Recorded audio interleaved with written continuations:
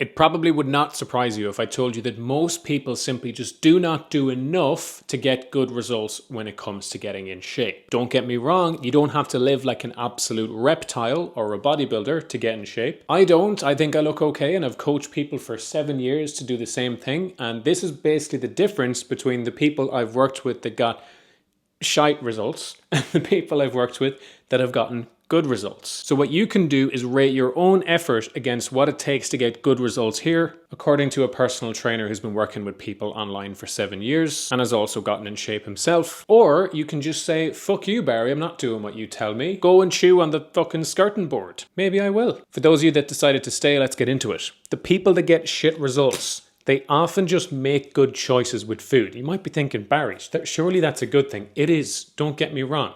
This will help you not get fat. However, it's just not enough to get in good shape, especially if you've been struggling before. The people that get good results, they actually track all their calories. And the reason for this is that if you're just not consuming less calories than you burn off, it doesn't matter if you have the healthiest diet in the world in terms of nutrients, you are not going to lose weight. You need to be consuming less calories than the amount that you were burning so that your body decides, oh, you know what? We're missing some calories here. We're in a deficit. That's why it's called a calorie deficit. We're going to take some from our fat stores, and that's what happens.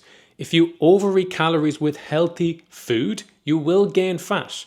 Your blood profile might be good for a while if you get a blood test, but you will gain fat, and eventually that can lead to poor health for a lot of people. So the calories are the most important thing there with food, and these people that track calories and aren't too concerned about whether or not they have avocados for every single lunch tend to get better results than people that just try to make good choices. The next one then is they train sporadically. The poo people, that is. You're not poo people. You're just maybe not doing the right stuff as much. I don't think I need to explain why training sporadically doesn't lead to good enough results, but if you're doing it at the moment and you're wondering why you're not making a change, you're training 1 to 2 times a week, just know that the people that get actual good results and get in shape need to train 3 to 4 times a week. 2 times a week might be enough for your first month as a beginner, but after that, 3 to 4 times a week is the only way that you'll get in enough total work done in the gym to actually get a good response from your body, unless you're on a big pile of fucking steroids. Okay, moving on. 0 planned walks.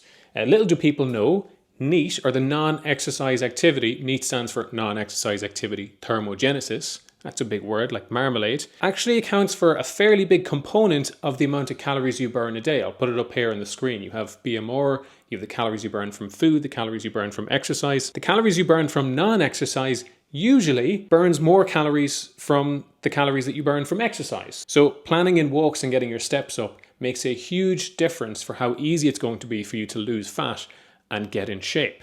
The people that get good results, they plan in their walks. Because when you don't plan in these extra walks, your step average stays the same. And let's say you work a desk job and your step average is 2,000 a day. If you don't plan in your walks, you're just accounting for the steps that when you go up and take a shit in the bathroom, and then you're hence the poo people. You know what I mean? Second last one here is they have main meals with less than 25 grams of protein. You might be thinking, Barry, have you just pulled that number 25 out of your ass? It just seems a bit arbitrary. And the answer to that would be, yes, I have. It's not based on any research. It's just based on personal experience from coaching people for 7 years. Because the people that tend to get over 25 grams of protein in a meal, when it comes to the end of the day, they're not stressed the fuck out having a fucking sick bowl worth of whey protein to hit their target. They're pretty much there. They might just need to have a cheese toastie or 1 protein shake. The people that get in less than 25 grams of protein per meal, which to me just says there's not much thought put into how to add protein to that meal, they struggle at the end of the day. They're either not going to hit their target and be 30 grams plus away from it. By the way, the recommended target is at least 1.5 grams of protein per kilo of body weight. I'll put it on the screen. Also, if these guys have to actually hit their target, they have to turn into a fucking reptile to do it and have it like a disgusting amount of chicken before bed, and that's just not fun or sustainable. So realistically, in your main meals, you need to be getting in over 25 grams of protein, over 30 if you can, because it's just going to make your life easier. And then the last one here is the people that get shit results actually have loads of variety with their nutrition. They tend to be people sometimes that love cooking. They love changing up every single one of their dinners. They have a different fucking lunch for every day of the week. And it's no wonder they feel overwhelmed when it comes to making a change to getting in shape, because I couldn't, like, would I track my calories if I ate something different for every meal every day? It would be so much harder. The people that get good results, it's not that they're necessarily more disciplined or better at tracking calories. They just set up their life so that it's easier to do the shit you need to do to get results. They're kind of like lazy people in disguise, but it actually benefits them because if you have fuck all variety, it's way easier to track your calories. It's way easier to hit your protein target. And you also get better at cooking the meals that you do, and you find out new and improved ways to make them because you make them so often.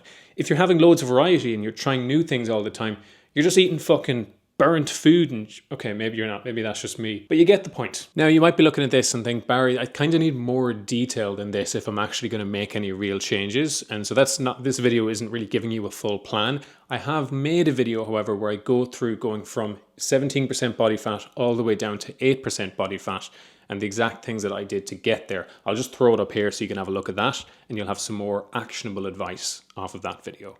You're welcome. Subscribe to me or I'll come to your house and eat your biscuits.